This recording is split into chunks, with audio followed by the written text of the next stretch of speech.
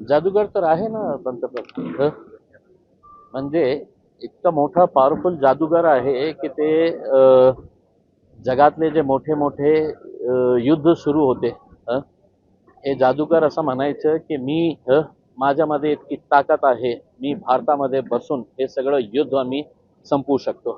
तर त्याच्यामध्ये काही हे नाही आहे. जादूगर आहे म्हणजे बरं. तर ही एम-आय-एम पार्टी जी आहे ती दहशतवाद्यांची संघटना आहे असे तुमचे मित्र नितेश राणे म्हणतात.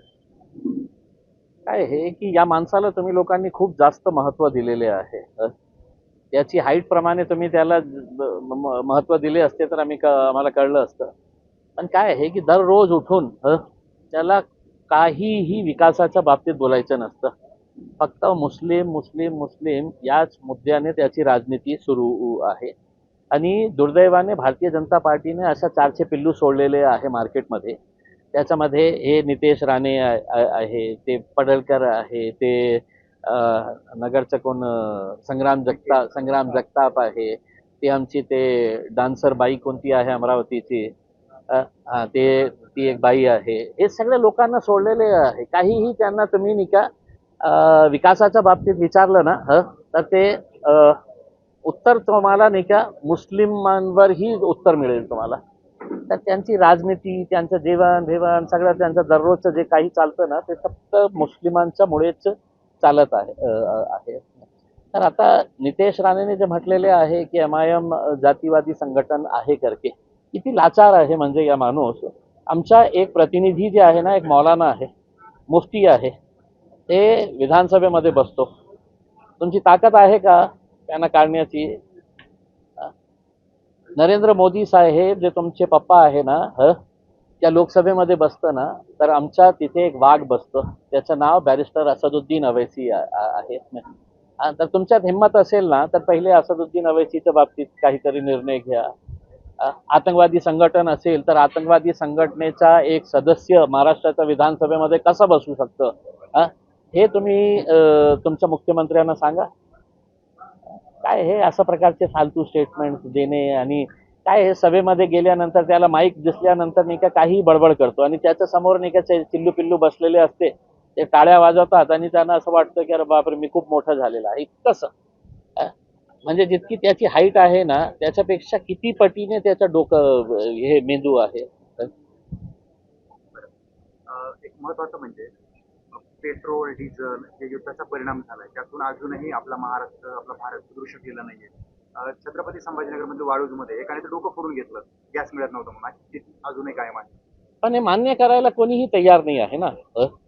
म्हणजे ठीक आहे, काही नेत्यांचे फॅक्टरीज आहे वालूजमध्ये तर त्यांना विशेष सवलती देण्यात येत आहे आणि कोणीही याच्या बाबतीत बोलायला तयार नाही आहे की आज काय परिस्थिती आहे, युद्धाचा काय परिणाम झालेला आहे.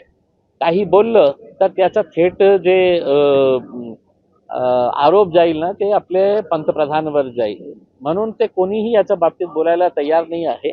आता तुम्ही जे परिस्थिती बघत आहे, आमची तर चिंता हे आहे की येणाऱ्या काळामध्ये खूप भयानक परिस्थिती निर्माण होणार आहे आणि याच्या बाबतीत आमची अपेक्षा आहे की केंद्र आणि राज्य सरकारने याच्या बाबतीत घाणेरडे राजनीती न करता चांगल्या रीतीने ते हँडल करायला पाहिजे. तुमची नगरसेविका सर्वाधिक जास्त चर्चेत राहिली या निवडणुकीमध्ये, तर आता तिला टार्गेट केलं जातंय आणि जे प्रमाणपत्र आहे ते बनावट आहे असं म्हणून आता तुम्हाला सत्ताधारी पक्ष हिणवत आहे. तुम्ही तुमच्या चॅनलवर सुद्धा दाखवले होते की औरंगाबाद महानगरपालिके छत्रपती संभाजीनगर महापालिकेमध्ये एम-आय-एमचे 16 कॉर्पोरेटर्स आता जाणार घरी. त्यांच्यावर झालेले आहे केसेस, ते घरी बसणार. हे तुम्हीच दाखवले होते ना, खूप सारे चॅनल्सनी दाखवले होते ना, किती जोरात ओरडत होते, आपण लाईव्ह करत होते, हेडलाईन्स दाखवत होते, ब्रेकिंग न्यूज चालवत होते की एम-आय-एमचे 16 सदस्य त्यांचा पद रद्द होणार. झालं का काही? इम्तियाज जलील 2014 मध्ये निवडून आला, 2 बायका 4 मुले, 1 बायका 2 मुले शोधत आहे मी, आजपर्यंत मिळाले नाही. तर बोलण्यासाठी काही असतं ना. आता सहर ते मुलीच्या बाबतीत त्या मुलीच्या मागे इतकं लागलेले आहे. आता सरकार आहे, प्रशासन आहे, ते आपली कारवाई करत आहे. मी बोललो ती मुलीला त्याच्या वडिलांना खूप सारे म्हणजे त्यांच्याकडे पुरावे आहे असं काही नाही आहे. पण काय आहे की MIM दिसला, मुसलमान दिसली की चला चला आपली दुकान सुरू करा. तर खूप सारे नेता आमच्यामुळे खूप मोठे होण्याचा प्रयत्न करतात आणि मीडियावाल्यांनाही खूप चांगलं वाटतं की बाबा चला मिळालं आपल्या 2 दिवसासाठी आपल्याला खुराक मिळाली आता चलाएंगे अपनी दुकान धंदे. आम्ही देशाच्या घटनेवर हल्ले होऊ देणार नाहीत असं राहुल गांधींचं वक्तव्य आहे. आणि दुसरीकडे संविधान धोक्यात आहे असं तुम्ही जे बोलता किंवा समाजही बऱ्याचदा बोलतोय. काय यात सत्य काय? खरंच एक दुरून प्रश्न आहे की भाजपावर टार्गेट करत राहुलजी असं म्हटलं की दलितांना हिंदू म्हणता पण त्यांना तुम्ही अधिकार का देता? खरं आहे ना. आज जे इख्तियार केंद्र सरकारला आहे, पार्लमेंटला आहे, ते तुम्ही डिसिजन राज्य सरकारला दिलेले आहे ते वर्गीकरणाच्या बाबतीत. हे एक षडयंत्र आहे केंद्र आणि राज्य सरकारच्या, भारतीय जनता पार्टी आणि RSSचं एक जे षडयंत्र आहे. त्यांना कोणत्याही परिस्थितीमध्ये वर्गीकरणच्या नावाखाली आपण SC समाजातला जे रिझर्वेशन त्यांना मिळत आहे ते कसं आपण खिसकावून घेऊ शकतो याचा हे सगळं प्रयत्न आहे. हे सुरू झालेलं आहे आणि माझी विनंती आहे SC समाजाला की याला आपण कॅज्युअली घेऊ नका. खूप मोठ्या षडयंत्र या देशामध्ये SC समाजाच्या विरोधात सुरू आहे. तर त्यांनी जागृत राहून देशामध्ये एक मोठा आंदोलन उभा करण्याची आवश्यकता आहे. त्यांच्यासोबत आम्ही राहणार आहे. तुम्ही जनता दरबार भरवताय. बऱ्याचदा असं पाहायला मिळतं की आपल्या शहरामध्ये नेते जनता दरबार भरवत नाही किंवा त्यांच्या लोकांना मतदारांना काही प्रश्नांची उत्तरं मिळत नाही, अडचण दूर केल्या जात नाही. भले तुम्ही पदावर नाहीये, भले तुमच्याकडे पद नाहीये, मात्र एक माणूस म्हणून तुम्ही अशी खुर्ची टाकून समस्या सोडवता काय सांगाल?